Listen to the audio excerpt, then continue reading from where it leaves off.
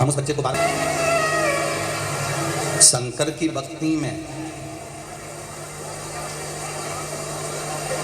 शंकर के स्मरण में, शंकर भगवान के मंत्र जाप में, शंकर भगवान के नाम जाप में, शंकर भगवान के स्मरण में जितनी श्वासें हमारी लग रही हैं, जितनी श्वासें हमारी जा रही है, समझ लेना कि पूर्व में जो श्वासें गई वो श्वास किसी काम की नहीं थी, और जो श्वास भगवान के मंत्र जाप में, भगवान के भजन में लग रही है, वो श्वास की कीमत स्वयं भगवान ही जान सकता है कि उसका आनंद क्या है, उसका सुख क्या है।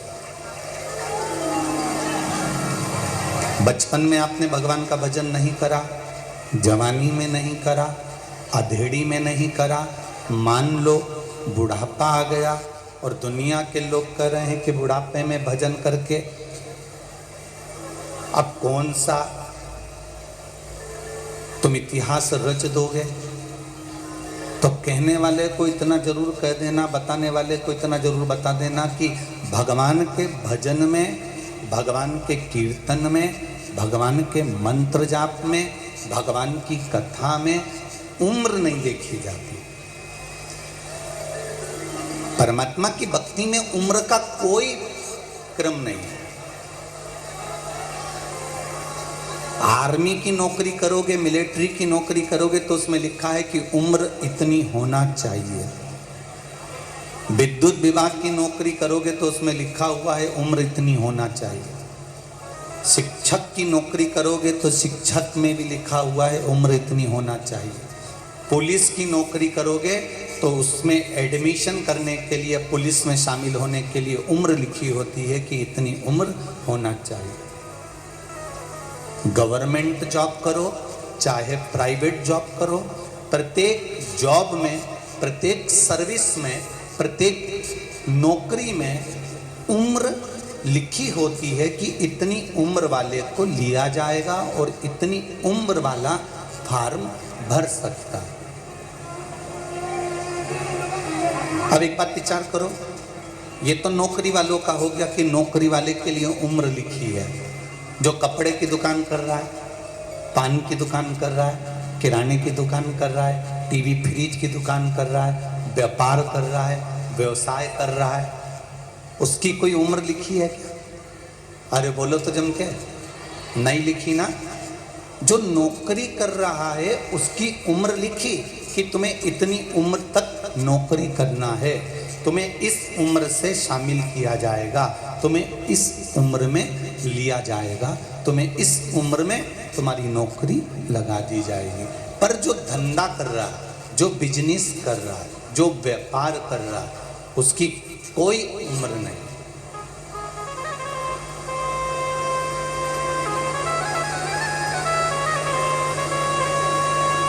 वो जितना समय स्वस्थ है, उसका शरीर जितना काम कर रहा है, जितने समय वो स्वस्थ है उतने समय वो दुकान जा सकता है। बोलो, शरीर अच्छा है जब तक वो दुकान जा सकता है, शरीर ठीक है तो वो दुकान पे जाके बैठ सकता है। उसी तरह जैसे सर्विस वाले के लिए उम्र है, पर धंधे वाले के लिए, बिजनेस वाले के लिए उम्र नहीं है। वो जब तक शरीर ठीक है तब तक वो दुकान पर जाकर बैठ सकता है। तो सर्विस वाला सर्विस करता है तो 25,000, 50,000, 60,000, 1 लाख, 2 लाख रुपए महीना कमाता है। उसको निश्चित है कि इतना मिलेगा, इससे ज़्यादा नहीं मिलेगा, इससे कम नहीं मिलेगा। पर जो धंधे वाला होता है, बिजनेस वाला होता है, उसकी निश्चितता नहीं रहती। वो कभी तो करोड़ों में कमा लेता है और कभी 10 रुपए कमा लेता है, उसकी निश्चितता नहीं है, उसकी निश्चितता का स्मरण नहीं है। उसी तरह सर्विस वाले को एक निश्चित तनख्वाह मिलती है, पर धंधे वाले को मेहनत कर कर वो अपने व्यापार को उन्नति की ओर लेकर जा सकता है। उसकी तनख्वाह बंदी नहीं होती, वो चाहे जितना कमा सकता है। उसी तरह भगवान की कथा के लिए, भगवान के भजन के लिए, भगवान के स्मरण के लिए, भगवान की पूजन के लिए, भोलेनाथ के स्मरण के लिए, ओम नमः शिवाय के लिए, पंचाक्षर नमः शिवाय के लिए, षडाक्षर ओम नमः शिवाय के लिए, या श्री शिवाय नमस्तुभ्यम के लिए, या शंकर भगवान के अभिषेक पूजन के लिए कोई उम्र नहीं रखी। तुम जिस उम्र में भजन करोगे, जितना भजन करोगे, उतनी भगवान के द्वारा आप इकट्ठा कर सकते हो। आप अपने तेज बल को, आप अपने पुण्य को, आप अपने सत्कर्म को, आप अपने आनंद को बढ़ा सकते। इसको थोड़ा ऊंचा कर दो। आप अपने तेज बल को, आप अपने पुण्य को, आप अपने आनंद को बढ़ा सकते। उम्र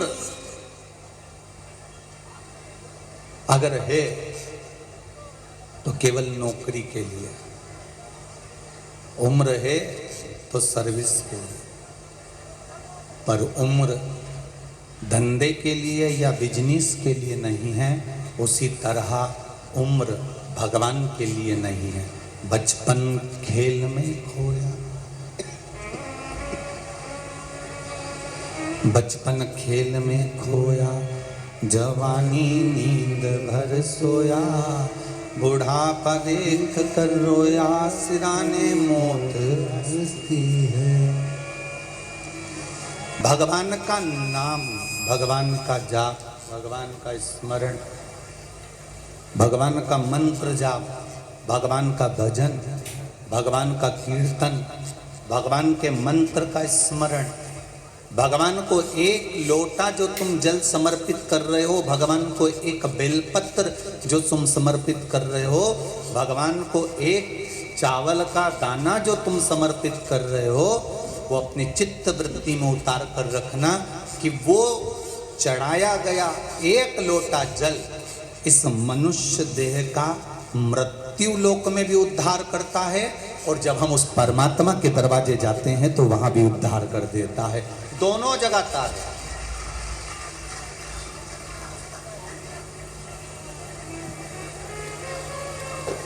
प्रत्येक जगह पर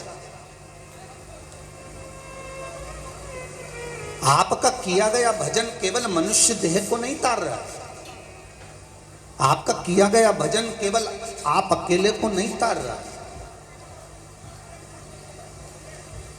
आपका किया गया भजन, प्रहलाद ने जब भगवान का भजन किया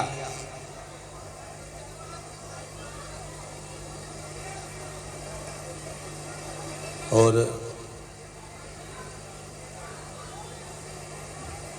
प्रहलाद के पिता हिरण्यकशिपु के उदर को, पेट को जब भगवान नरसिंह ने फाड़ा,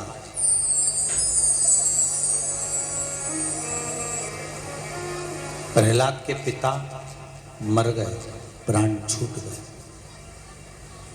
प्रहलाद के पिता के प्राण छूट गए, मर गए। प्रहलाद की आंख में आंसू भरे थे और प्रहलाद के नेत्रों में जल भरा हुआ है। प्रहलाद रो रहे हैं, आंख में आंसू भरा हुआ है, रो रहे प्रहलाद।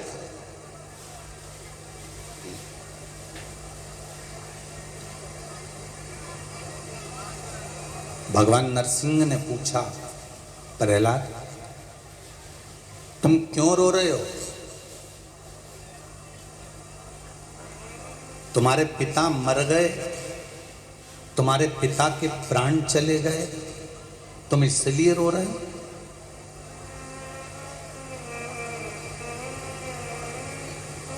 तुम्हारे पिता के प्राण छूट गए, तुम इसलिए रो रहे हो? प्रहलाद कहते हैं नरसिंह भगवान से, प्रभु मरना तो निश्चित है, मरना निश्चित है, आज नहीं तो कल, प्रत्येक व्यक्ति को जाना है, प्रत्येक संसार के मानव को जाना है।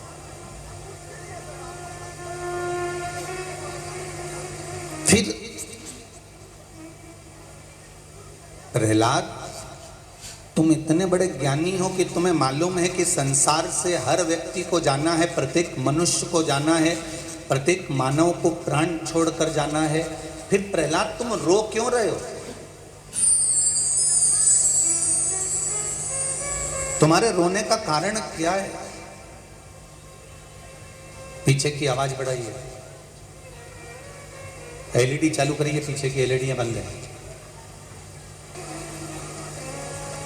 प्रहलाद,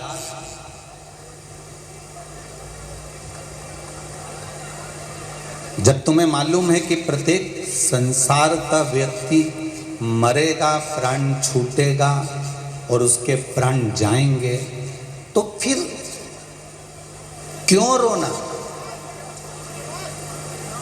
प्रहलाद कह रहे हैं, प्रभु मैं रो इसलिए रहा हूं कि मेरे पिता के प्राण छूटे। वो असुर थे, राक्षस थे, असुर प्रवृत्ति थी उनकी असुर प्रवृत्ति थी। उनके प्राण छूटे, उनके प्राण जा रहे हैं। मैं जानता हूं कोई असुर, कोई राक्षस अगर मरता है तो उसको नरक का भोग भोगना पड़ता है, और मेरे पिता को भी नरक का भोग भोगना पड़ेगा, इसलिए मैं रो रहा हूं। भगवान नरसिंह ने कहा, प्रहलाद तुम भूल गए, जिसके घर में 7 पीढ़ी में भी अगर एक कोई पुण्य करने वाला, दान करने वाला, भजन करने वाला, भगवान की सेवा करने वाला, शिव महापुराण की कथा करवाने वाला पैदा हो जाता है तो उसकी 71 पीढ़ी तो वैसे ही तर जाती है।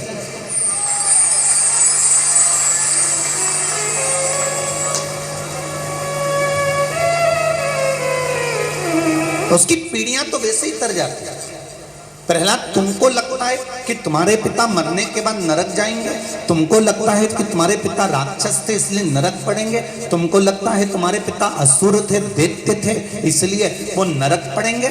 नरसिंह भगवान कहते हैं कि तुम उनके घर में तेरे जैसा बेटा जन्मा, उनके घर में तेरे जैसा पुत्र जन्मा, इसलिए वो नरक नहीं भोगेंगे, वो स्वर्ग का राज्य भोगेंगे। वो नरक नहीं भोगने वाले हैं, स्वर्ग का राज्य भोगेंगे। मैं शर्मा परिवार को बहुत बहुत धन्यवाद देना चाहूँगा। नया भाभी जी आपको भी, अश्विन जी आपको भी, आपके माता पिता को, आपके भाइयों को, आपके भाभियों को, बहुओं को, पूरे परिवार को धन्यवाद देना चाहूँगा कि घर में कम से कम एक व्यक्ति के कहने पर ये शिव महापुराण की कथा करवाकर पूरे कुल को दान दिया। आप दिल से भगवान शंकर का भजन करिए।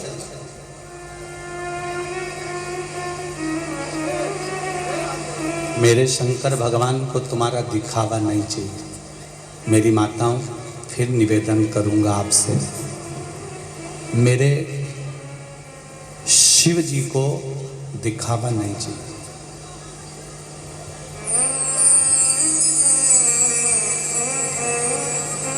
मेरे शंकर भगवान को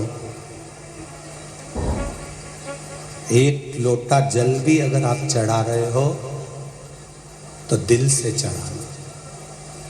लोटा जल की जो महत्वता है, जो शिव जी को चढ़ा रहा है, वो जानता है कि शंकर की भक्ति का फल क्या।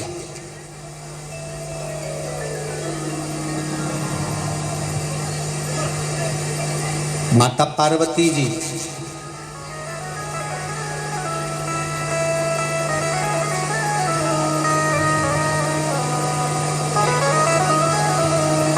शिव जी से कहती हैं, बाबा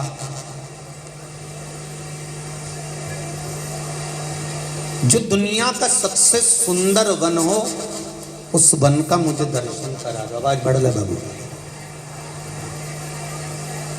दुनिया का जो सबसे सुंदर वन हो, उस वन का मुझे दर्शन करना।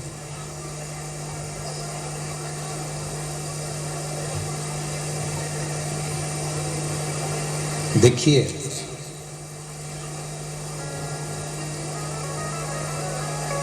पार्वती माता के पिता और माता के जो संस्कार हैं वो पार्वती माता में आए हैं।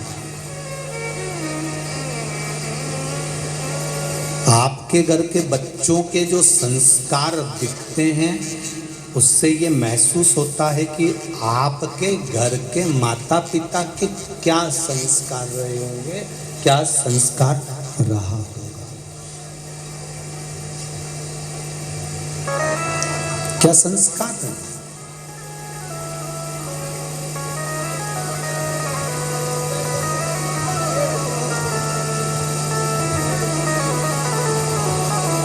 कोई भी राष्ट्र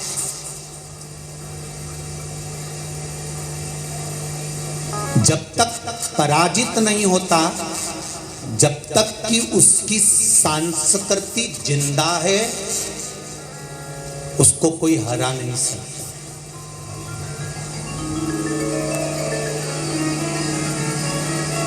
उसको कोई मिटा नहीं सकता।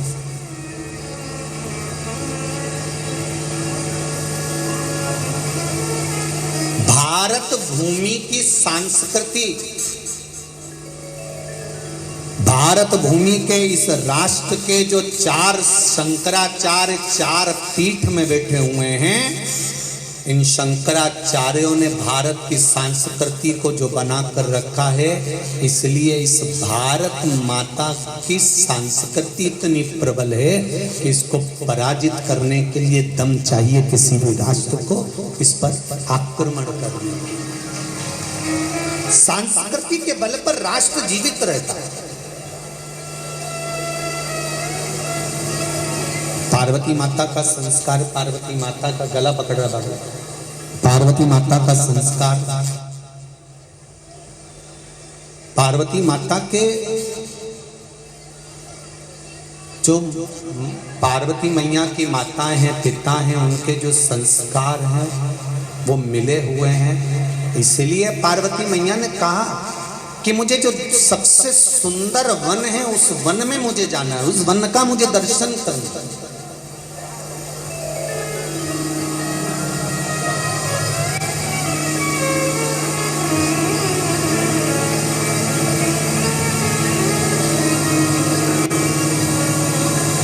भगवान शंकर ने पार्वती जी से कहा, तुम वन में जाकर करोगी क्या?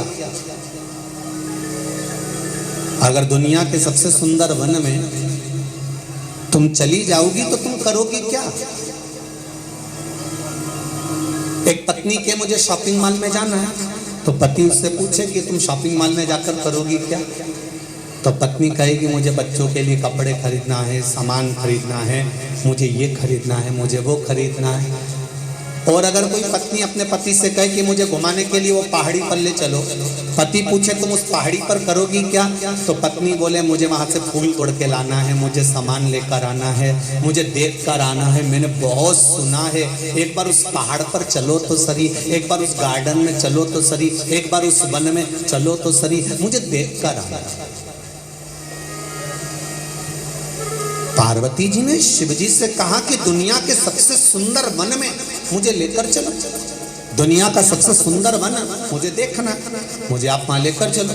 शंकर भगवान ने पूछा, पार्वती उस सुंदर वन में, दुनिया के सबसे श्रेष्ठ वन में जाकर तुम करोगी क्या? तो पार्वती जी ने जो जवाब दिया वो दुनिया की कोई माता नहीं दे सकती। पार्वती जी कहती हैं उस वन में जाकर मुझे आपकी पूजन करना है और आराधना करना है और तप करना है। ये संस्कार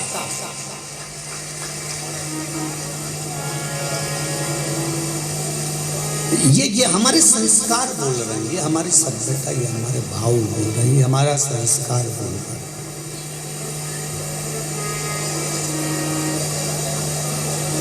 आप लोग ऐसे ही नहीं आ गई होगी, आपने भी अपने घर में अपने अपने पति हो तो कहा होगा ना, जैसे भाभी जी ने कहा, नया भाभी जी ने कि भाई पति से, शर्मा जी से कि सुनो जी, मुझे कथा करवाना है। घर की देवरानी जेठानी ने भी आपस में बात करी होगी कि कथा करवाना। जब देवरानी जेठानियों ने आपस में बात करी होगी तो अपने अपने पतियों से कहा होगा कि कथा करवाना है, तब जाकर कथा हुई। उसी तरह से आप लोगों ने भी तो कहीं ना कहीं किसी न किसी रूप में तो कहा होगा कि भाटापारा में कथा चल रही है, शर्मा जी कथा करवा रहे हैं, आस्था चैनल पर कथा आ रही है, फेसबुक यूट्यूब पर चल रही है। मेरा मन है कि अपन कुछ नहीं तो शनिवार रविवार को तो चले ही चले।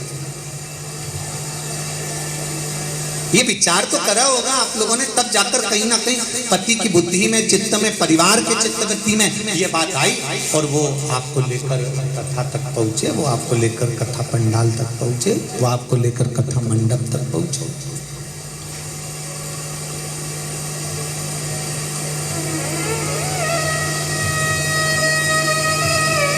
अब दो बातें, पत्नी अपनी सहेली से कह रही है वो तो मैं इनको लेके आ गई, और पति अपने दोस्त से कह रहा है वो तो मैं इसको लेकर, अरे बोलो तो जम के आ गया। पत्नी सोच रही है कि मैं लेकर आई हूं और पति सोच रहा है मैं लेकर आया, पर सही मायने में देखा जाए ना तुम्हारी सामर्थ्यता है ना उसकी सामर्थ्यता है कि शिव महापुराण तक आ जाओ, ये तो भोले बाबा लेकर आए, शंभूदा। नहीं तो सावन के महीने में शिव महापुराण की कथा सुनना, सावन महीने में ये कथा बेस थोड़ा कम कर दे बाबू, सावन महीने में ये कथा श्रवण करना, सुनना और सुनने को मिल जाए, इससे बढ़कर और क्या चाहिए। श्रवण करने को मिल जाए, इससे बढ़कर और क्या चाहिए।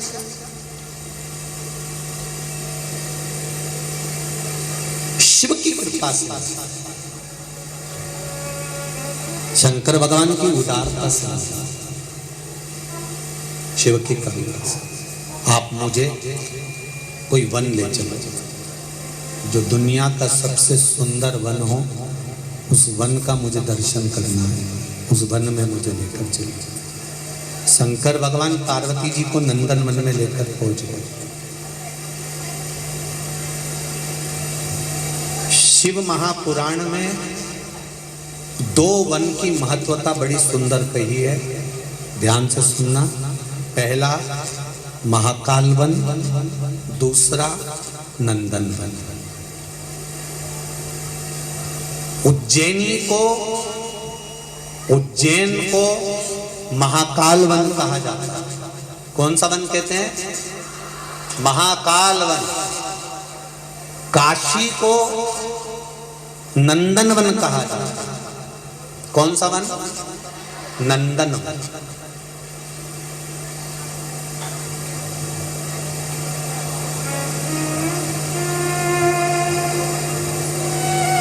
भगवान शिव पार्वती जी को ले गए नंदन वन।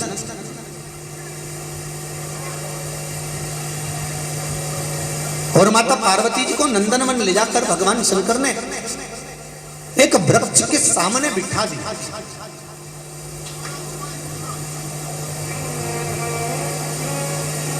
वृक्ष के सम्मुख में बिठाया।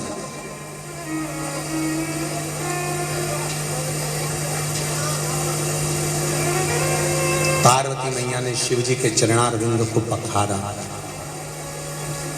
शिव जी के चरणारविंद को पखार कर माता पार्वती मैया शंकर भगवान से कहती हैं कि आप मेरे पास में बैठे रहना, मैं आपका स्मरण करना चाहती हूं। पंचाक्षर मंत्र का जाप माता पार्वती जी ने करना प्रारंभ किया। नमः शिवाय, ओम नमः शिवाय, नमः शिवाय, ओम नमः शिवाय।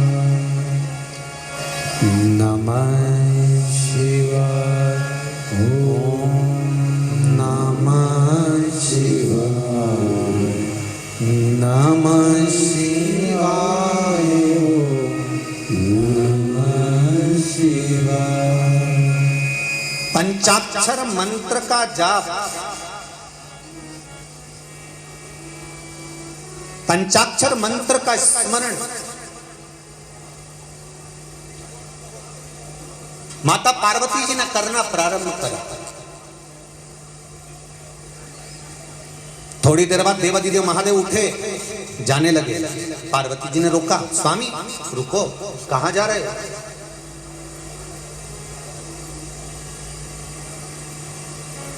भगवान शिव कहते हैं, पार्वती थोड़ा सा मुझे काम है, इसलिए जाना पड़ेगा। तुम जब तक मंत्र के जाप में डूबी हुई हो, मैं तब तक थोड़ा सा भगवान विष्णु से मिलकर आता हूं।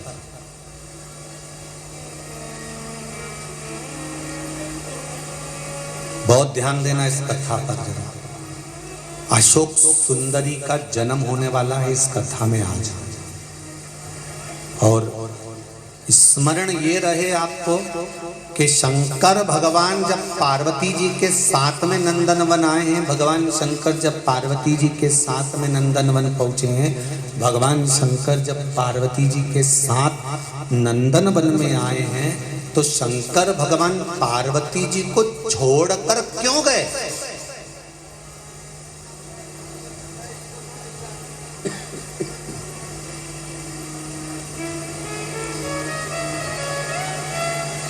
पार्वती जी को छोड़कर जाने की शिव जी को क्या जरूरत पड़ गई?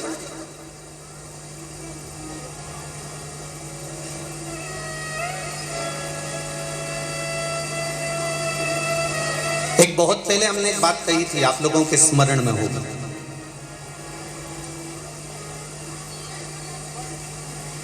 कि कथा सुनने बैठो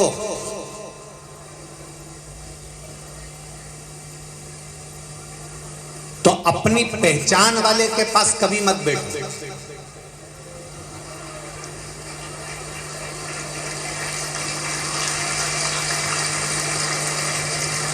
पर यहां हमने कथा के उल्टा देखा है। यहां लोग हाथ हिला के बुला लेते हैं। यहाँ जो अपने परिचित होते हैं ना, पहचान वाले, उनको हाथ हिला के बुलाते हैं।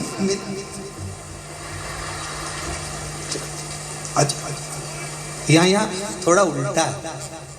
अब शिव पुराण कह रही है कि कथा सुनने बैठो या साधना करने बैठो तो पहचान वालों के पास में मत बैठो। क्यों?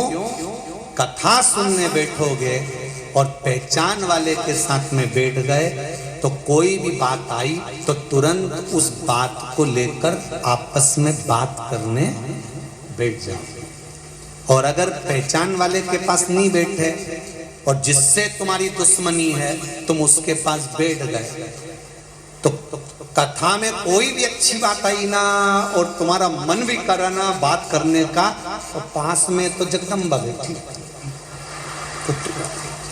अब तुम ना तो बात कर सकते ना चित कर सकते, और पाँव भी अगर जरा सा उसके ऊपर रख दिया ऐसा देगी ना धर के, दूसरी बार पाँव नहीं रखोगे तो एकदम जैसी बैठी है ना पल्लू वल्लू डाल के, बेसी की बेसी एक जैसी बैठी है, एक जैसी।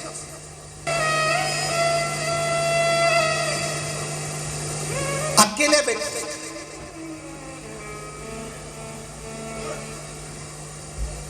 सत्संग करना है ना, कथा श्रवण करना है ना, भगवान की आराधना करना है ना, तप करने बैठे हो ना, साधना करने बैठे हो ना, भगवान को पाने बैठे हो ना, भगवान से नैन लड़ाने बैठे हो ना, तो अकेले की साधना होना चाहिए। आसन लगाया, बैठ गए। शंकर भगवान पार्वती जी को नंदनवन में छोड़कर चले गए तो पार्वती जी पूछ रही हैं कि आप हमें छोड़कर क्यों जा रहे हो? शंकर भगवान ने कहा मुझे भगवान विष्णु बुला रहे हैं इसलिए मुझे जाना पड़ेगा, मुझे वहाँ पहुँचना पड़ेगा, मुझे वहाँ जाना है, मैं वहाँ चले जाता हूँ, मेरा वहाँ पर काम बहुत सारा है तो मैं वहाँ चले जाऊँगा, मैं वहाँ पहुँच जाऊँ, मैं वहाँ चले जाता हूँ। तो पार्वती जी ने कहा मैं अकेली यहाँ पर रहूंगी, मैं अकेली यहाँ पर रहूंगी, अच्छा लगेगा? शंकर भगवान कहते हैं पार्वती सुनो, माता के गर्भ से अगर जुड़मा बच्चे भी जन्म लेते हैं ना तो एक साथ पैदा नहीं होते, एक एक कर कर जन्म लेते हैं। मतलब संसार में अकेले आए हो और अकेले ही जाओ, ये निश्चित हो गया, ये निश्चित है।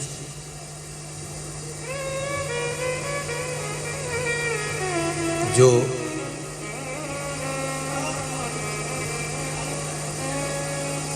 जोड़े का जो फल होता है, देखा है आप लोगों ने? केला जो होता है जोड़े से, कहीं केले को देखा होगा, जुड़े हुए दो फल होते हैं। बैंगन जुड़े हुए कई बार दो, करेला जुड़ा हुआ कई बार दो। जो जोड़े का फल होता है ना, वो माताएं कभी नहीं खाती। इधर खाते हैं क्या? उसको नहीं खाते। उस जोड़े के जो फल है, उस जोड़े के फल को माताएं उठाकर या तो ठंडा कर देती है या कहीं दान दे देती है या किसी मंदिर में पहुंचा देती। बोलो सही है ना जीजियो? उसको जोड़े के फल को माताएं कभी नहीं खाती। उसको उठाया और दे दिया, उसको उठाया और दान कर दिया, उसको उठाया और किसी को प्रदान कर दिया।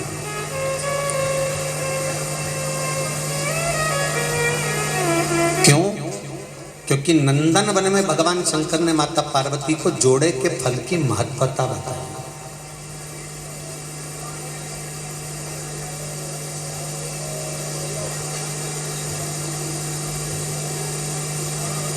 जोड़े के फल का सेवन करने की महत्वता, जोड़े के फल को खाने का क्या दोष है, उस तक का वर्णन हमारे यहाँ पुराण और शास्त्रों में वर्णन है। कभी योग लगे तो भविष्य पुराण का थोड़ा सा स्मरण करिएगा। गीता प्रेस गोरखपुर की भविष्य पुराण मंगवाइएगा और उस भविष्य पुराण को थोड़ा सा पढ़िएगा।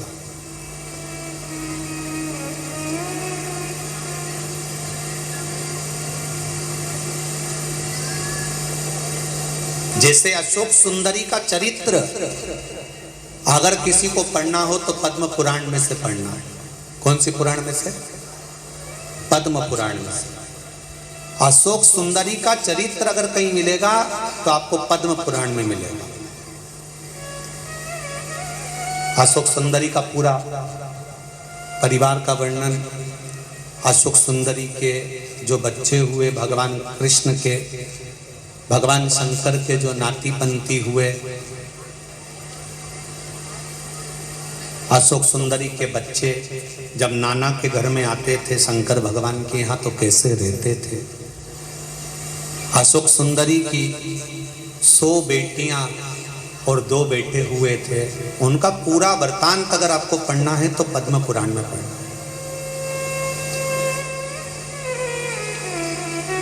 कोई पूछे कि सियोर वाले महाराज ने अशोक सुंदरी का चरित्र शिव महापुराण में बाचा था भाटापारा में, तो ये अशोक सुंदरी का चरित्र तो इसमें शिव पुराण के अंदर कहीं लिखा नहीं, तो कौन सी पुराण में से बाचा? तो आप बता देना।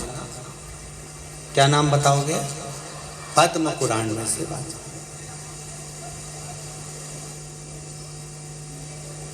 दो फल की महत्वता। पार्वती, ये 2 फल की जो महत्वता है, 2 जुड़मा फल की जो क्रमता है, इसको अपन बात के प्रसंग में लेंगे। अभी तो अपन जो पार्वती को शंकर भगवान नंदन वन में ज्ञान दे रहे हैं कि पार्वती कह रही है कि मैं अकेली रहूंगी और मुझे भय लगेगा, तो मैं अकेली यहाँ पर रहूंगी और मुझे कुछ भय हुआ तो उसका क्या? तो शंकर भगवान ने कहा, पार्वती, माता के गर्भ से जब बच्चा जन्म लेता है, माता के गर्भ से जब बच्चा पैदा होता है, माता के गर्भ से जब बच्चा जन्म लेता है, तब वो अकेला आता है। भले जुड़वा बच्चों ने जन्म लिया, पर माता के गर्भ से अगर बच्चा जन्म लेगा तो एक बालक पहले आएगा, दूसरा बच्चा बाद में आएगा। तो बच्चा जन्म लेता है तो एक अर्थात मृत्यु लोक में अकेले आए हो और अकेले ही हमको जाना।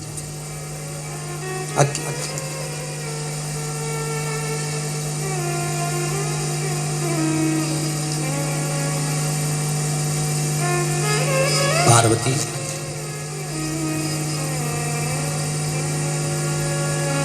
जब मृत्यु लोक में व्यक्ति जन्म लेता है, मृत्यु लोक में जब मनुष्य जन्म लेता है,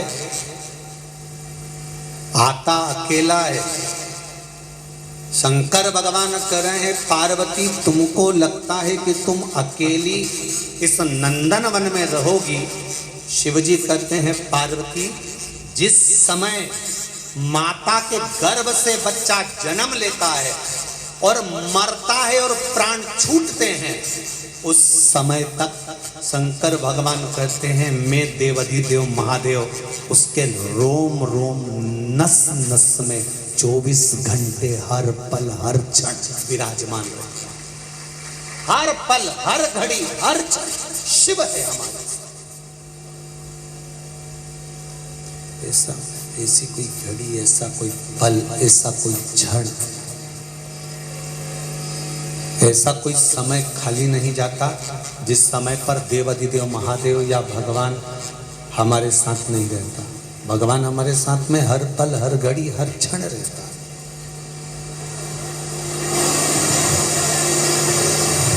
बस व्यक्ति पाप करता है तब भूल जाता है कि भगवान है। वो जब पुण्य करता है ना, थोड़ा सा किसी को रोटी खिलाएगा ना, तो उसको हमने तो बहुत बड़ा पुण्य कर दिया। आज बेचारा एक बूढ़ा व्यक्ति जा रहा था, भूखा था, तो हमने तो पुण्य कमा लिया, हमने तो पुण्य कर लिया। हमने किसी को गाड़ी पर बिठाकर छोड़ दिया, पुण्य कर लिया। जब वो पुण्य करता है, थोड़ा सा अच्छा काम करता है, तब उसको समझ में आता है कि मेरे को भगवान देख रहा है, मैंने इतना करा इतना करा इतना करा तो भगवान मुझे बहुत देगा। पर जब वो पाप करता है तब ये भूल जाता है कि कोई उसको देख रहा है, वो भी 1000 आंख से देख रहा है, बैठ कर देख रहा है। अगर उसकी दृष्टि में पुण्य है तो पाप भी है, उसकी दृष्टि में अगर पुण्य दिख रहा है तो पाप भी नजर आ रहा है, वो भूल जाता है।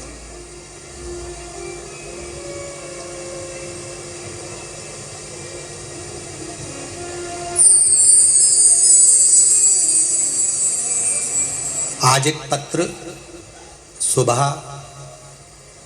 जहां हम रुके हैं वहां एक पत्र आया था। उस पत्र में लिखा हुआ था कि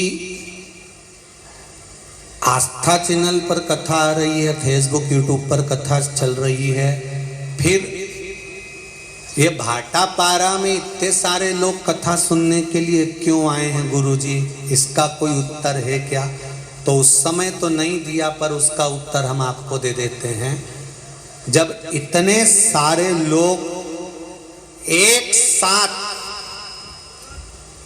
पंचाक्षर मंत्र नमः शिवाय, षडाक्षर मंत्र ओम नमः शिवाय या श्री शिवाय नमस्तुभ्यम या राम नाम या कृष्ण नाम का एक साथ जाप करते हैं तो मुख से एक बार मंत्र निकलता है, और वो मंत्र जब इतने लाखों लोगों के मुख से एक साथ निकलता है तो ये 3.5 करोड़ रोम छिद्र सब तर जाते हैं, एक बार में ही तर गए।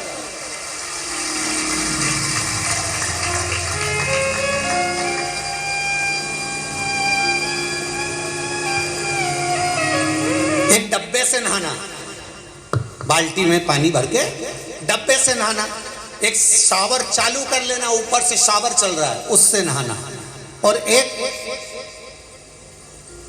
कुंड में पानी भरा हुआ है और तुम और डुबकी लगा के बहा। इन तीनों स्नान में सबसे जल्दी स्नान कौन सा हो सकता है? जम के बोलो जरा, जम के। वो जो कुंडा भरा है, वो जो तालाब भरा है, वो जो नदी भरी है, वो जो सरोवर भरा है, खड्डा भरा है, उसमें पूरे बहा। जैसे समोसे को तो पकने में भी समय लगता है, शिव महापुराण की कथा कहती है अगर जल्दी से चुटकी बजाते ही परमात्मा का पथ प्राप्त करना है तो जहां शिव महापुराण कथा का कुंडा भरा हो उसमें डुबकी लगा के जाओ।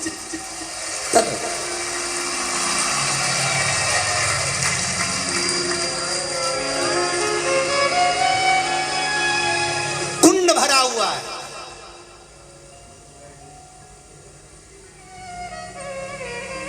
हम तो उनसे भी कहेंगे सुन लो भाटा पारा वालों, सरसों का तेल डाल के कानों में। तुम्हें लगता है कि यहाँ पर बहुत भीड़ हो रही होगी इसलिए हम नहीं जा पा रहे, तो भाटा पारा वालों से निवेदन है दिन में कथा में नहीं आ सकते तो रात को यहाँ जो माता बहन भाई बैठकर श्री शिवाय नमस्तुभ्यम सोते हुए आनंद में अपना अपना आसन लगाकर 2-5 हजार लोग यहाँ पर पंडाल में रहते ही हैं तो वो भजन करते हैं। तुम रात को इस कुंडा में नहाने नहीं आ सकते, दिन में नहीं आए तो रात डुबकी लगा के चले।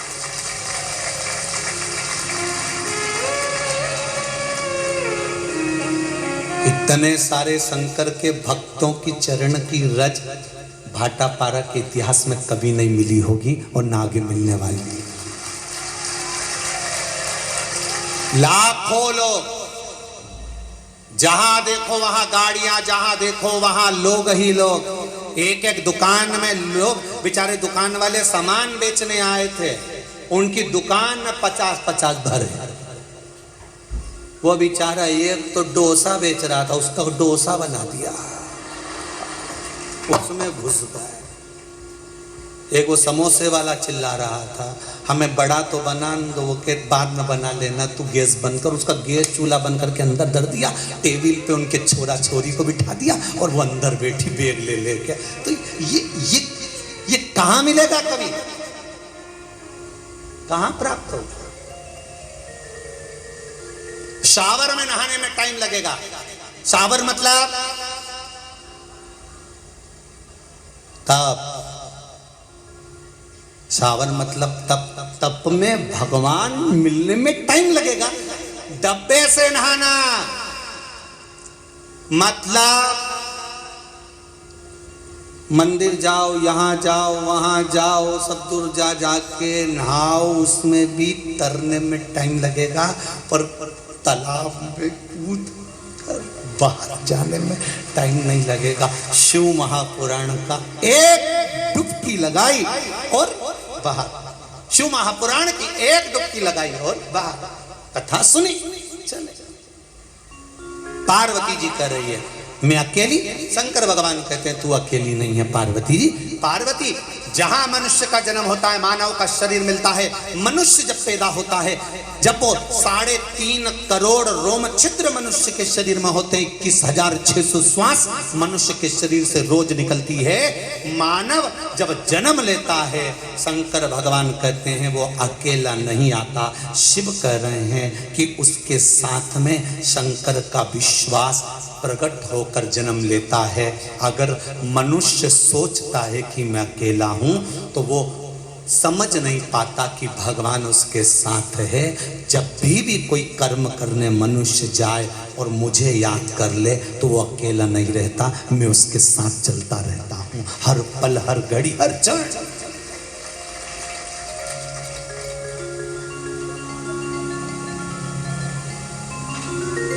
एक क्षण भी व्यर्थ नहीं जाने देता।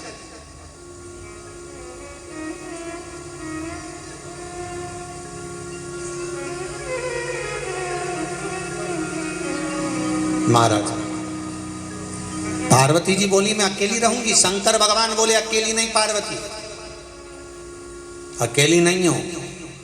आप भी सुन लेना जरा अच्छे से।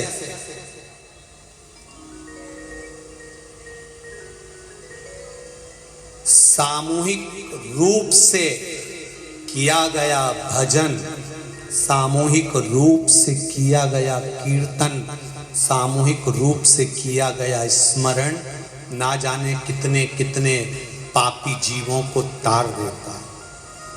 पापी जीवों को तार देता।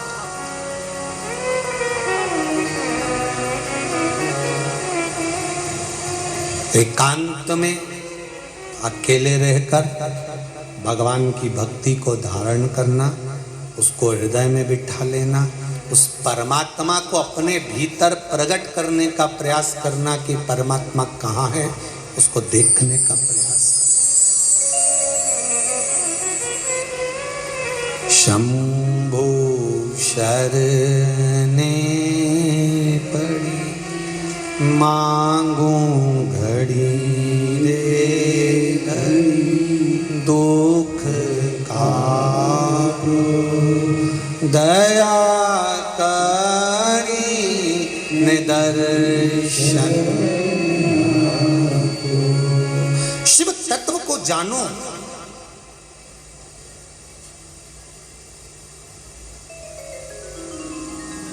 शंकर भगवान को पहचानने का एक दृष्टि, एक नयन, एक नेत्र चाहिए।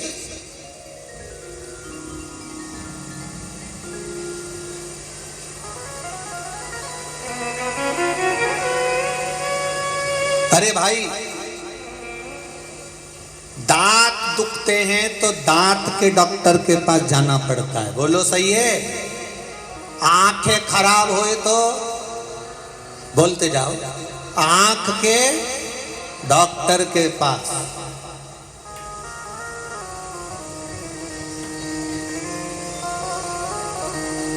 हार्ट खराब हो जाए तो हार्ट के डॉक्टर के पास, और मन खराब हो जाए तो शिव महापुराण रूपी डॉक्टर के पास पहुंच जाना चाहिए, शंकर के। फिर निवेदन करूंगा मेरी जीजियों से, मेरी माताओं से, जब तुम्हारा ये मन तुम्हें लगे कि मेरा काम नहीं चल रहा, व्यापार नहीं चल रहा, धंधा नहीं चल रहा, नौकरी नहीं चल रही, दूसरों की निंदा मत करो, ईर्ष्या मत करो, अपशब्द मत बोलो, ताने मत दो, गालियां मत दो, आड़ा टेढ़ा मत बोलो। जब तुमको लगे कि मेरा व्यापार नहीं चल रहा, मेरा काम नहीं चल रहा, मैं सब जगह से हार चुका हूं, तब अंत में किसी से कुछ नहीं कहना। जो तुम्हारे नजदीक में शंकर जी का मंदिर हो, उस मंदिर में थोड़ी देर जाकर शंकर भगवान के शिवलिंग का दर्शन करो। नंदी की पीठ पर हाथ रखकर उसके कानों में कह कर आ जाना, बाबा से कह दे मेरे दुख काट दे, बहुत दुखी हूं मैं, एक बार तो के नंदी मेरे दुख को काट दे। उसके कानों में कह कर आ जाओ। अब दिल से कहो तो उसको।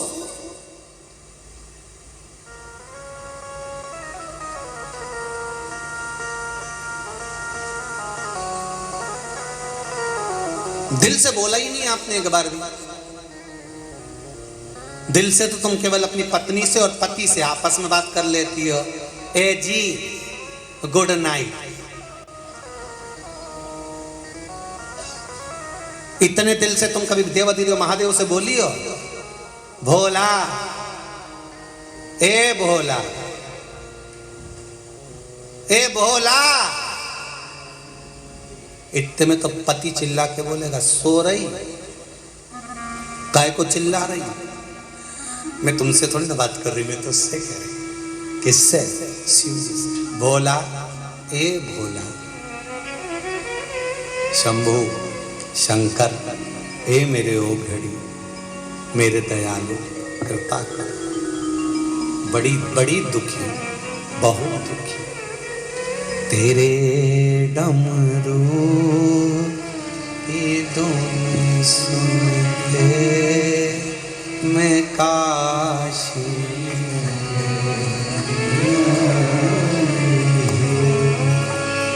शिव है, ये पहचान के नेत्र प्राप्त हो जाते हैं, ये पहचान प्राप्त हो जाती है कि भगवान शंकर है। अच्छा, पहले भी आप लोग शंकर जी के मंदिर जाते थे, बोलो सही है कि गलत है? पहले भी आप शंकर जी का पूजन करते थे, पहले भी आप बेलपत्र चढ़ाते थे, पहले भी आप जल चढ़ाते थे, पहले भी चावल का दाना चढ़ाते थे, पहले भी आप शिव जी का स्मरण करते थे, पहले भी आप पंचाक्षर षडाक्षर द्वादशाक्षर राम नाम कृष्ण नाम श्री शिवाय नमस्तुभ्यम पहले भी जपते थे। पर अब ऐसा क्या है कि हम पशुपति व्रत करते हैं, हम एक लोटा जल चढ़ाते हैं, हम बेलपत्र चढ़ाते हैं और बाबा हमारी सुन लेता है। उसका कारण क्या है? दूध में घी पहले से था, बस थोड़ा सा शिव महापुराण ने मत दिया, तुम्हारे भीतर विश्वास और ज्यादा जाग गया। अब भगवान को प्रकट होने में देरी नहीं लगती, तुरंत प्रकट हो जाता। उसके प्रकट होने में देरी नहीं लगती, तुरंत हो जाता।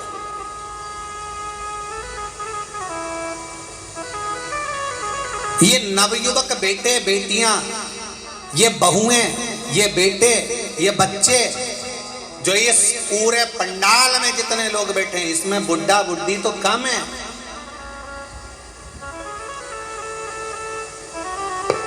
सत्तर 75 80 90 और 100 साल वाले तो यहाँ कम है। यहाँ आपको मिलेंगे तो 60 के नीचे के ढेर लगे हुए हैं। जहाँ देखो, अब ये लोग कहते हैं नवयुवक लोग तो टाकीज में बैठे मिलते हैं, मॉल में बैठे मिलते हैं। उनसे कहूँगा जो कहते थे मॉल और टाकीज में मिलते हैं, एक बार इन नवयुवक बेटा बेटियों को देखना है तो शिव महापुराण में आकर देखो।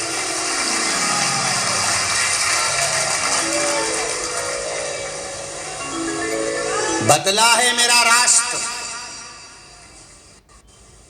जो सनातन धर्म को लोग खींचकर बीच में से तोड़ना चाहते थे, जो सनातन धर्म को लोगों ने बर्बाद करने का विचार कर लिया था, शिव महापुराण ने उस सनातन धर्म को फिर जोड़ दिया, पुनः वापिस स्थापित कर दिया।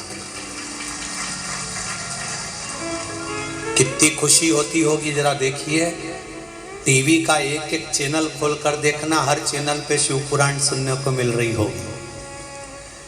एक एक गांव में जाकर देख लो, जो पंडित जी वास्ता मिलेगा, अखबार खोलोगे और शिव पुराण मिलेगी।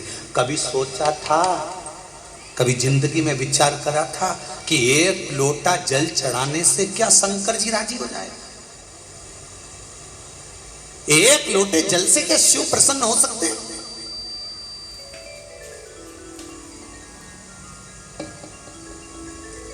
हम उसके दरवाजे पर जा रहे हैं और वह हमारी सुन रहा है।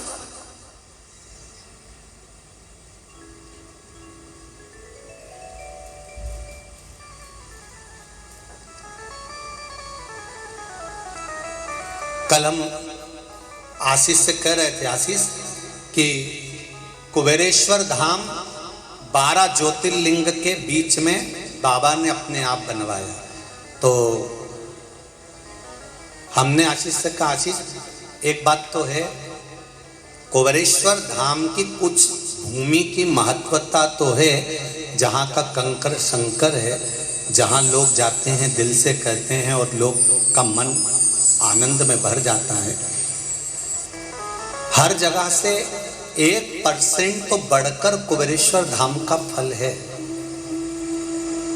जब हम बैठे बैठे अंदाजा लगा रहे थे तो किसी भाई ने भेजा नेट पे सर्च कर कि कुबेरेश्वर धाम से उज्जैन की दूरी, कुबेरेश्वर धाम से ओमकारेश्वर की दूरी, कुबेरेश्वर धाम से काशी की दूरी एक बढ़कर ही मिली।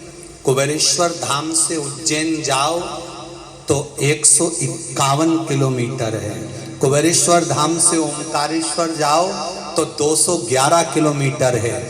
कुबेरेश्वर धाम से काशी जाओ तो 821 किलोमीटर है। जिस 12 ज्योतिर्लिंग में कुबेरेश्वर धाम से हम खड़े होकर माप निकालते हैं तो 0 नहीं आता है, एक बढ़कर ही आता है। या तो 151 मिलेगा, 121 मिलेगा, 111 मिलेगा, 151 मिलेगा, पर 0 नहीं आता। कुबेरेश्वर धाम से जहां जा रहे हैं 12 ज्योतिर्लिंग पर, वहां एक बढ़कर मिलता। शिव महापुराण की कथा कहती है, पार्वती मैया शंकर जी से कह रही मैं अकेली रह जाऊंगी। शंकर भगवान कहते अकेले नहीं पार्वती, तुम बैठो तक साधना करो। पार्वती जी ने पूछा अगर अकेली रही और मेरा चित्त ना लगा तो? शंकर भगवान ने कहा सामने कल्प वृक्ष है, सामने एक वृक्ष है, तो उससे जो मांगेगी वो मिल जाएगा। पार्वती मैया जब अकेली रहने लगी, तप करने में बैठ गई, साधना करने में बैठ गई। उसी समय पर पार्वती मैया को लगा कि मैं अकेली हूं, तो सामने जो वृक्ष था उस वृक्ष के आगे पार्वती जी ने हाथ जोड़ लिया और अपने शीश को नवा दिया। हाथ जोड़कर क्या नवाया? शीश।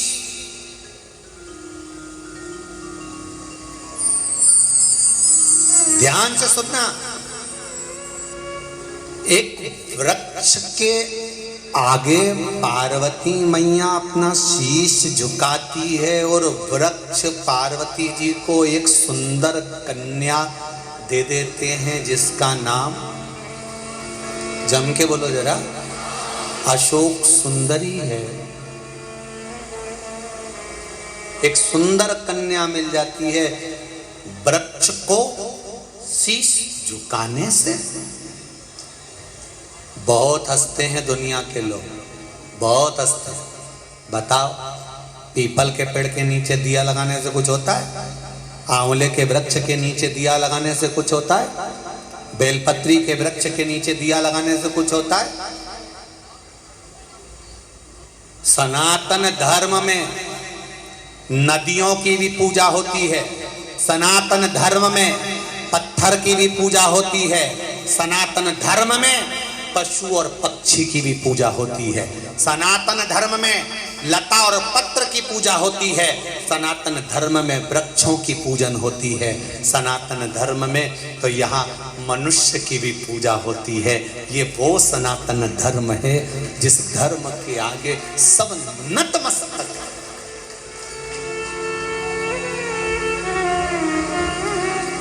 सनातन धर्म के आगे सब नतमस्तक। धर्म की, सनातन धर्म के आगे कोई नहीं। सनातन धर्म प्रबल प्रखर सबसे बलवता।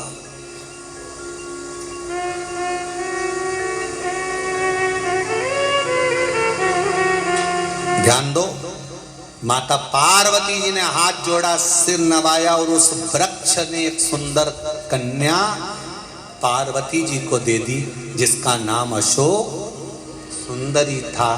तो क्या हम किसी के आगे सिर झुकाएंगे, वृक्ष को प्रणाम करेंगे? पीपल वृक्ष हो, आंवले का वृक्ष हो, बट वृक्ष हो, बेलपत्री का वृक्ष हो, सिद्ध वृक्ष हो, सिद्ध वट हो, हम अगर प्रणाम करेंगे तो क्या हमको नहीं देगा?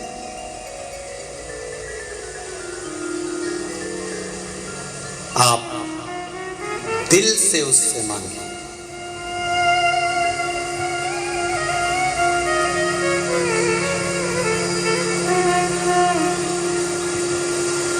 आप दिल से उससे प्रार्थना करें, आप दिल से उससे निवेदन करें। जब आप दिल से प्रार्थना करेंगे, दिल से निवेदन करेंगे, दिल से उससे कहेंगे, वो स्वीकार करेगा। आप में से कितने लोग हैं जो शिव मंदिर जाते हैं और जाकर एक लोटा पानी चढ़ाते हैं, पर दिल से चढ़ाते? उठाओ जरा हाथ। दिखावा तो नहीं करते? मन से जाते हो ना? रख लो हाथ में, दिल से जाइए। जब पार्वती मैया ने हाथ जोड़ा वृक्ष के सामने, शिव जी कहकर गए थे पार्वती इससे जो मांगेगी वो मिल जाए। हाथ जोड़ा, निवेदन करें, आप कृपा कर दो, आप दया कर दो। एक बेटी पार्वती जी के एकांत को समाप्त करने के लिए,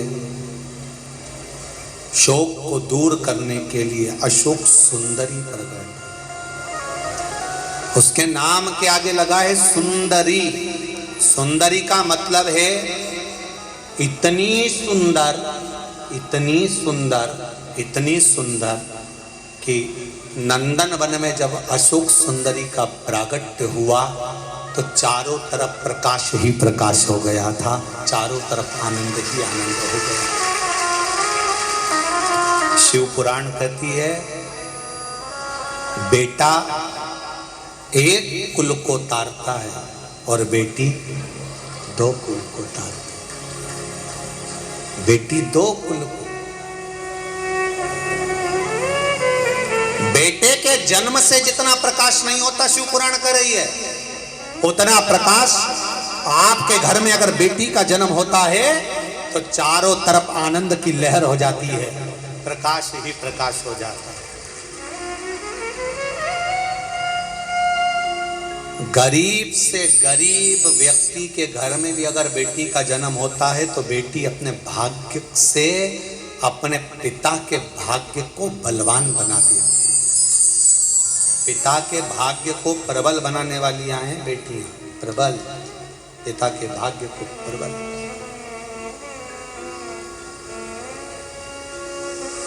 जिनके घर में एक बेटी का जन्म होता है वो किस्मत वाले होते हैं, भाग्यशाली होते हैं।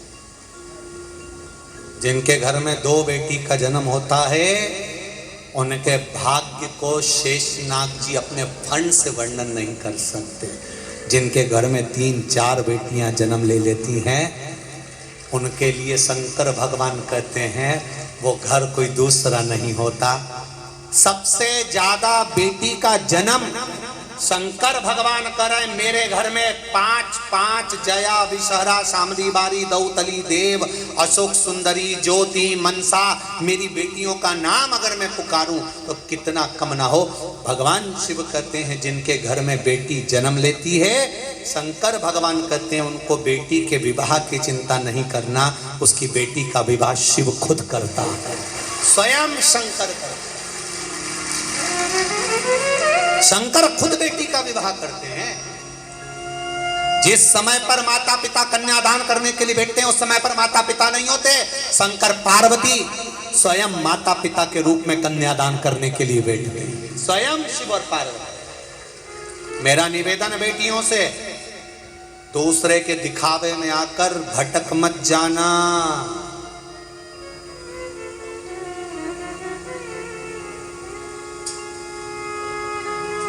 सुंदरी पधार रही हैं, जोरदार ताली बजाकर स्वागत करें, जजमान उनका पूजन करें और अपनी वाणी को विराम लेता हूं। कल कथा में पहुंचेंगे, अशोक सुंदरी का मंगल विवाह की ओर आगे बढ़ेंगे, आनंद करेंगे।